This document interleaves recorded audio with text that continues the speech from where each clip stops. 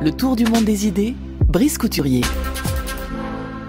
Bonjour Brice. Bonjour Florian. Brice qui va nous parler de musique. Le rock, c'est devenu un objet d'étude pour les Cultural Studies. Voilà, cette rébellion adolescente documentée, répertoriée, mise en thèse. On commémore ces grandes dates. Faut-il se réjouir de cette reconnaissance ou y voir la confirmation que c'est une histoire terminée, une nostalgie d'adultes vieillissants? Cette semaine, vous nous parlez des punks. Qu'y a-t-il à commémorer chez les punks, Brice?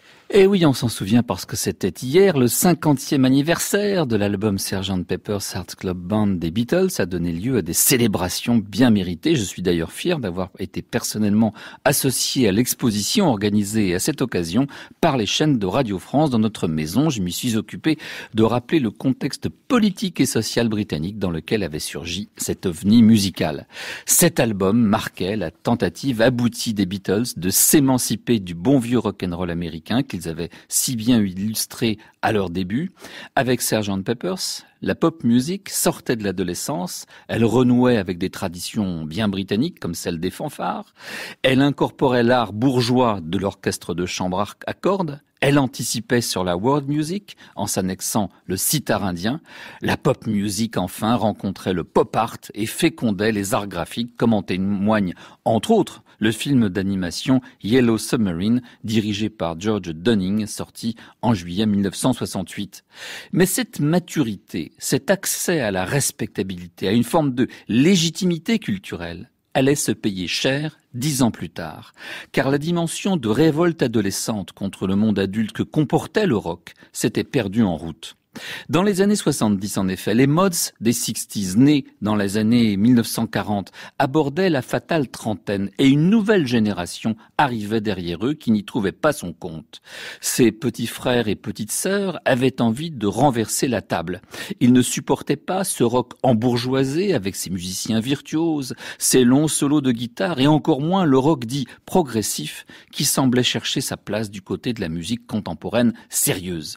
Significativement, Johnny Rotten se fit remarquer dans la boutique Sex de Malcolm McLaren en portant un t-shirt qui arborait le slogan « I hate Pink Floyd ». Les punks haïssaient tout l'acquis culturel des années 60. Il y a en effet un autre anniversaire qu'on a guère célébré celui-là. Il y a 40 ans, en janvier 1978, les Sex Pistols mettaient fin à leur carrière météoritique. Au sortir de leur dernier concert donné au Winterland de San Francisco le 14 janvier de cette année-là, un désastre musical d'ailleurs, Johnny Rotten annonça à ses 3 compères qu'il quittait le groupe, mettait fin à l'aventure. À ses yeux, Malcolm McLaren, l'inventeur, le gourou, le promoteur et théoricien du groupe, avait trahi tout ce pourquoi les Sex Pistols avaient voulu exister.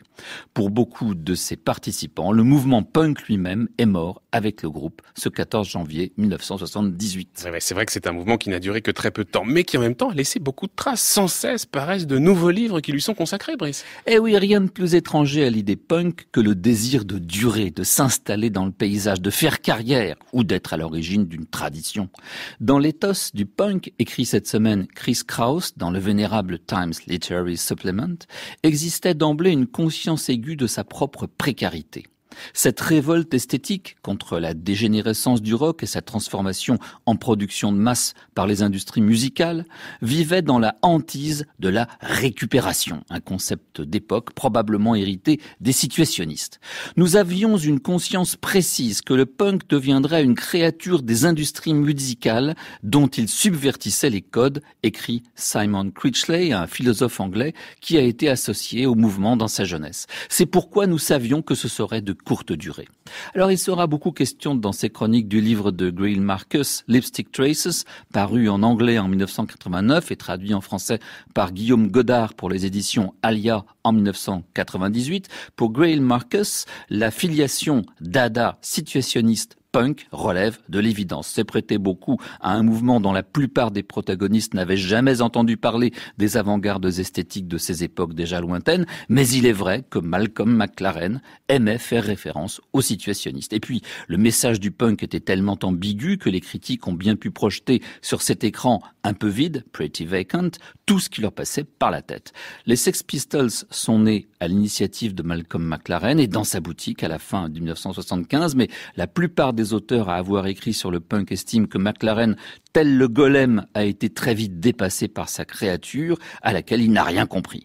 La culture musicale de McLaren était désespérément fixée dans les années 50 américaines, et sa référence musicale ultime, c'était Gene Vincent, selon le critique Nick Kent, bon témoin de toute l'affaire.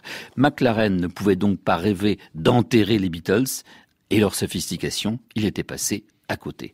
Le groupe, les Sex Pistols, dont Sid Vicious ne faisait pas encore partie, a commencé à se produire dans de petits clubs à la fin de l'année 76.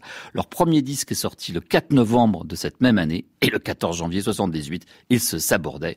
2 ans d'existence donc, au grand maximum, mais quel feu d'artifice.